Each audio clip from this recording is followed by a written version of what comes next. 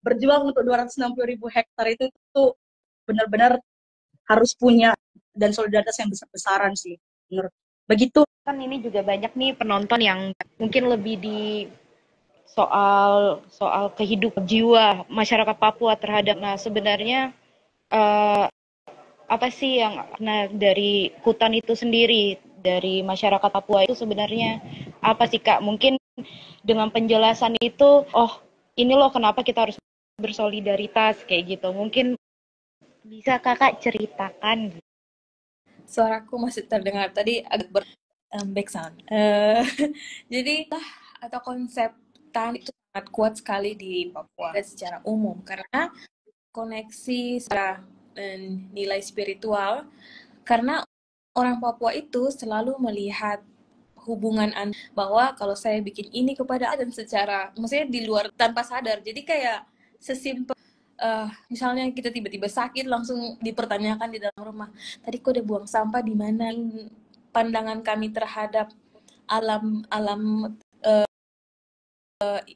hubungan timbal balik manusia dan alam itu kuat, dan itu sampai sekarang pun meskipun agama sudah hadir masih seperti itu. Ke gereja misalnya, terus tiba-tiba pasti ada orang, minimal satu orang akan tuh bertumbuh kuat sekali antara ada seperti ini. Jadi misalnya kalau ada perayaan tertentu yang Harapannya atau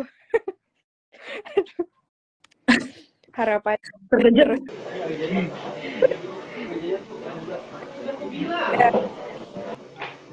Aku kurang.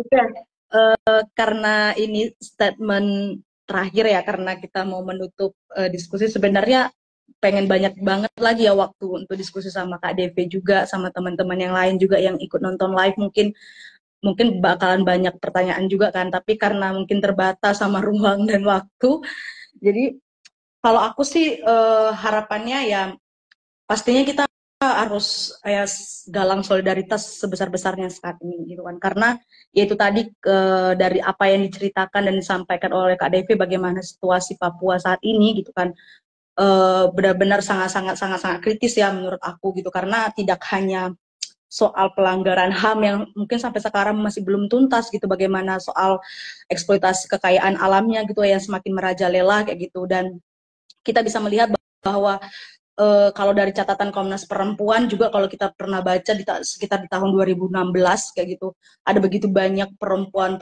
Papua, perempuan adat yang menjadi korban dari kekerasan sistematik ini kayak gitu.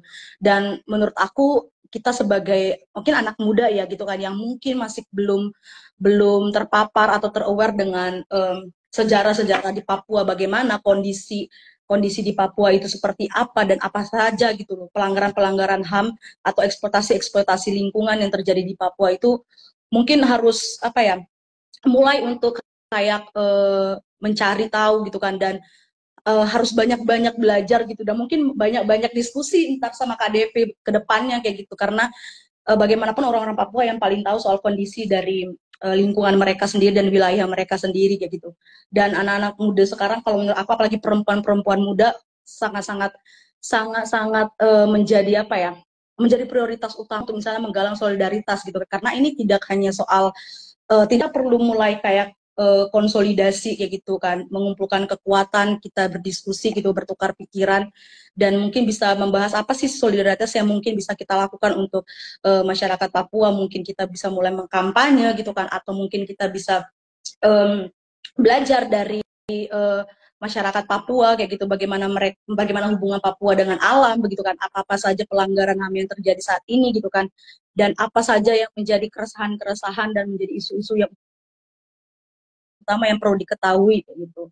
Dan harapanku ya, solidaritas di kampanye sosial media itu tidak berhenti hanya sampai di sini gitu kan, karena biasanya kan kalau misalnya isu-isu yang di sosial media itu kan gampang padam ya gitu kan, ketika misalnya isunya udah nggak naik ya gitu kan, pasti solidaritasnya pun pasti menurun gitu kan, dan harapannya itu bakalan tetap konsisten kayak gitu, karena kalau kalau kita nggak ikut bersolidaritas kayak gitu kan, artinya kita sama aja gitu kan, mengamini kekerasan yang dialami sama masyarakat Papua itu sendiri. Itu sih mungkin dari aku. terima kasih banyak Kak Yaya. Ya, untuk statement Mungkin kita uh, menyadarkan sih untuk diri sendiri dulu sebenarnya kenapa sih pentingnya kita bersolidaritas kayak gitu. Terus juga mencoba bangun kritis gitu loh. Apa sih kita harus mempertanyakan gitu loh. Apa sih kenapa sih pemerintah seperti ini gitu. Apa sih gitu, kenapa kebijakannya ini? Apa bukti? Apa kita juga tagih juga janji negara terhadap perlindungan masyarakat, terus terkait bilangnya rencana mau adanya energi terbarukan, kita perhatian dengan krisis iklim global, nyatanya tidak. Itu kita harus mempertanyakan. Itu kita juga sama seperti KL, sama-sama bersuara, sama-sama bersatu untuk melawan kayak gitu. Mungkin kita bukan warga Papua, tapi dampaknya itu untuk seluruh Indonesia. Karena kalau kita aja kena, dampaknya untuk anak-anak kita nanti ke depannya bagaimana gitu, malah tidak ada, malah tambah rusak bumi ini gitu. Jadinya kita apapun aksi, apapun aktivitas yang untuk menyuarakan itu kita teruskan, kita lawan.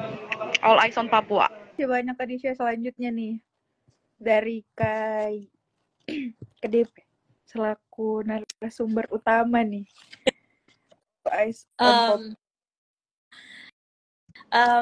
Pertama saya bersyukur sekali karena di reach out sama Marinda, saya selalu berpikir bahwa kenapa saya juga ada di Jakarta hal secara skala nasional. Jadi begitu teman-teman reach out, saya bersyukur sekali karena bisa cerita dengan teman-teman dari Kalimantan.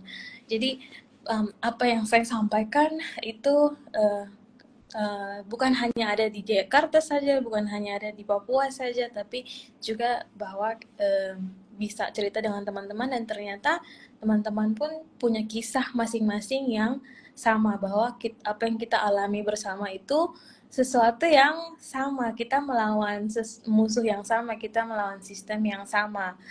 Dan mulai dari gerakan All Eyes on Papua yang muncul dan solidaritas yang muncul itu membuktikan bahwa warga negara Indonesia itu berbeda dengan pemerintah Indonesia. Tidak semua warga negara sepemikiran seperti pemerintah Indonesia. Disitulah solidaritas itu muncul. Jadi hari ini kawan-kawan semua di sini dari teman-teman Mahardika Samarinda, teman-teman semua yang hadir nonton live ini, kita bahas bersama-sama soal apa yang terjadi di Papua. Begitu juga solidaritas ini akan berlangsung saat kita bicara tentang saudara-saudara kita yang lain yang ada di tempat di Kalimantan, di Maluku, Sulawesi, Sumatera, dan di mana saja. Jadi people power yang kita sudah muncul, kita sama-sama bisa pertahankan. Semoga kita bisa pertahankan momentum ini sampai nanti putusan keluar, menekan sama-sama Mahkamah Agung, dan semoga Mahkamah Agung bisa mengeluarkan putusan yang sesuai dengan hukum demi kepentingan kita bersama, bukan cuma hanya kepentingan segelintir orang yang akan merugikan bukan hanya orang Papua tapi negara ini secara umum, tapi juga dunia secara global. Terima kasih banyak. Semoga kita bisa ketemu dan diskusi lagi di masa depan. Ya, terima kasih banyak Kak DP. Terima kasih banyak Kak Yael, Kak Disha yang udah luangkan waktunya pada diskusi ini. Semoga perjuangan dan doa kita menghasilkan buah yang baik dan ya aku tuh kayak terharu gitu loh, kayak sudah gitu. Ya semoga kita bisa bertemu secara langsung biar diskusinya semakin panas lagi. Closing statement Rara, selamatkan hutan adat untuk suku Auyu